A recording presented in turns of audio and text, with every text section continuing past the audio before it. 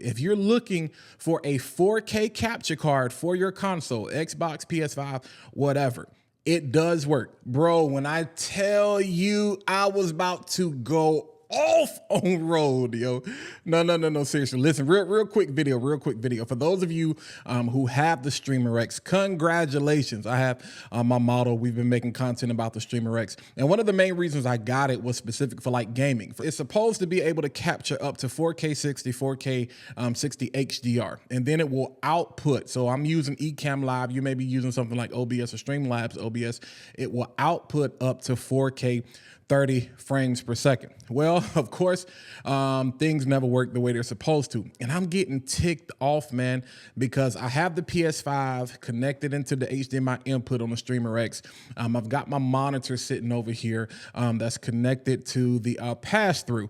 And I'm able to use everything, 720p, 1080p, 1440p, but I'm getting this message saying 2160p, which is 4K, 3860. Yeah, 3860, I think, by 2160p, 3840 by 2160p is not supported. It's not supported, right? So I'm getting ticked off because I'm like, the way the console works is that there's no way to force it, you know, for that.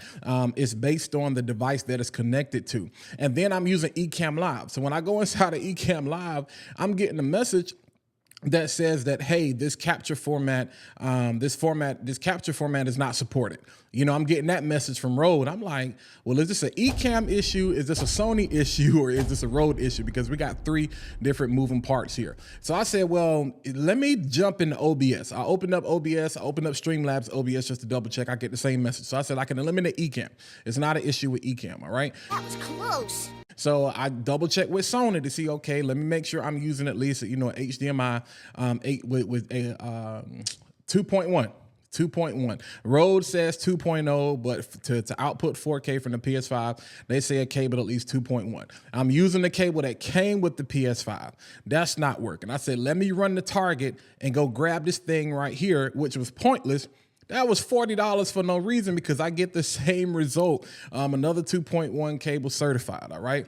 So then I said, well, I don't think it's the PS5, so let me hop on the phone with Rode. And the craziest thing was, you know, I'm giving him the spiel or whatever, and dude is like, yo, I think that light over there just went out, whatever. But crazy thing is, dude was like, yeah, we really haven't tested consoles with the Streamer X, you know, because it's a new device. Bruh.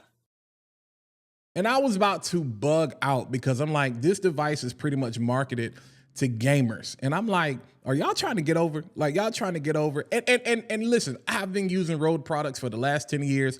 I've had issues twice or whatever. And we got off the phone. Basically, we came down to, hey, you probably just have a defective device because it's supposed to work. And I'm sitting here, and I've used multiple cables. I've used multiple different softwares. I'm trying to figure this out. I connected it to the TV. I'm getting all the 4K support. I'm like, man, my camera works fine. This thing is not working. The number pops back up. I was shocked. He calls me back. So this is not a complaint. This is shout out to Rode. He calls me back and says, hey, do you have the TV or the monitor plugged into the pass-through? And I said, yeah, I do. He said, do you have the TV or the monitor? I said, well, the TV works fine. I said, but I'm actually using another monitor that's not 4K supported. And that ding, ding, ding, ding, ding, that's the key right there. He says, unplug the monitor from the pass-through and see what happens. Lo and behold, when I check in Ecamm Live, this is after we did a factory reset, by the way, pops up in Ecamm Live, and then boom, there goes my 4K support. So now I am able to capture my gameplay specifically in 4K. As a matter of fact, for those of you who don't believe me, because of people like, well, you know, there is no 4K support, you know, for the PlayStation. You want to go inside of your settings, go down to screen and video, and you see what that says about resolution right there, 2160. Let's go to the video output information just so you can believe me. You see resolution. This is my current video output signal, 3840 by 2160 at 60 hertz, all right? But here's the thing, here's the real reason I wanted to make the video. Number one, just to confirm to you, if you're looking for a 4K capture card for your console, Xbox, PS5, whatever, it does work. Number two, In order for you to use it, in order for you to get the 4K support and you're using a pass-through, you have to be using a pass-through monitor, 4K enabled monitor. I wouldn't recommend using a TV because, again, you're going to get a delay. Unless you have a brand new TV that's catered towards gamers, you don't want to have to deal with that delay. You want a monitor that's specific to gaming, that has a nice refresh rate and they're not going to have your delay issues and all of that, but it has to be 4K enabled. I have a 4K monitor. It's just not in this location. I actually have it somewhere else.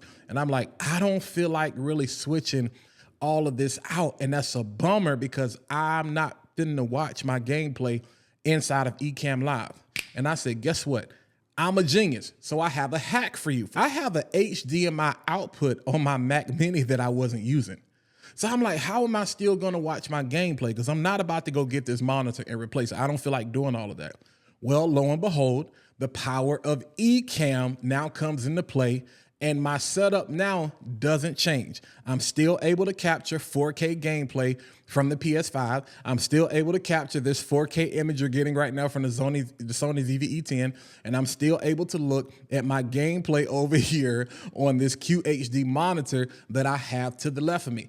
I use that using the HDMI output coming from the Mac Mini and the power of Ecamm. Let me jump over into live demo mode on Ecamm Live so I can actually show you how you can do this. I'm not sure if you can do this in OBS, but if you have Ecamm Live, this is a hack on how you can actually get your still get your quote unquote pass through with bypassing the Streamer X in case you don't have a 4K monitor and you want to save some money. Let's jump over in Ecamm Live so I can show you that real quick. All right, so right now you can see we are inside of live demo mode. So you are looking pretty much at my desktop. Don't be alarmed. This is everything that I have going on. I usually have Discord open and I have browser windows open in case I need to share anything like that. But here's the thing that I want to show you. Here's where the secret is, what comes in clutch. I'm calling this the poor man's PlayStation 5 Streamer X hack. So what happens is I have the ability to go in here and I can go to output and I can go to video monitor.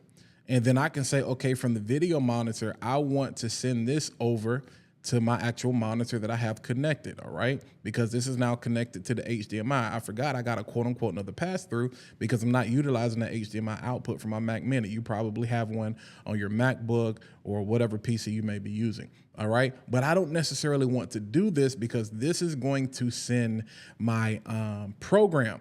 So let's say if I go over here in the PS5, all right, and you can see I'm in the PS5 right now, but whatever, and if I hit publish, it's going to show this, and it's also going to show me in the corner. Well, when I'm watching the gameplay, I don't care about seeing me. That's only for the purposes of the stream. What I actually want to do is for them to only be able to see this.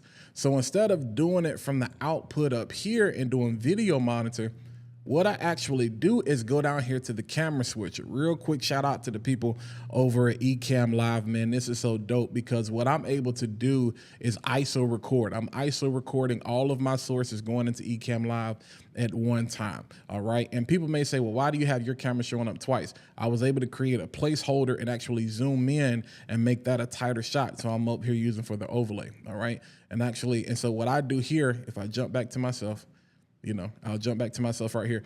What I do is actually go over here to the camera that says the Streamer X. All right, I can go right here. And then if I click on these three dots, source video monitor, I can now select one of these sources. I can either say show this in a separate window. I don't need to see that in a separate window. I can say source monitor, and that's going to send it to the monitor that's now connected to my computer. So now I'm able to see the gameplay that's on my monitor over here to the left, and you're still looking at the stream that's going in the program over here. So if I hit publish, it'll go back to me.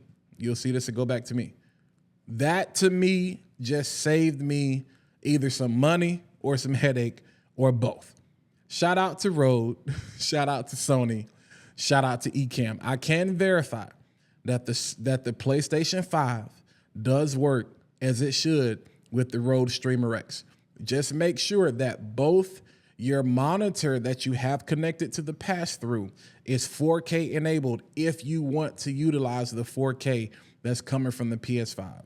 Because it's not like a a scaler that is, they're not sharing independent scalars, or it's a scaler that allows you to output to 2 different resolutions at once. So you have some like quote unquote HDMI splitters out there, which is how I used to have my old setup with a couple of cam links. HDMI splitter that basically allows you to put one output signal to this destination and another output resolution signal to that destination.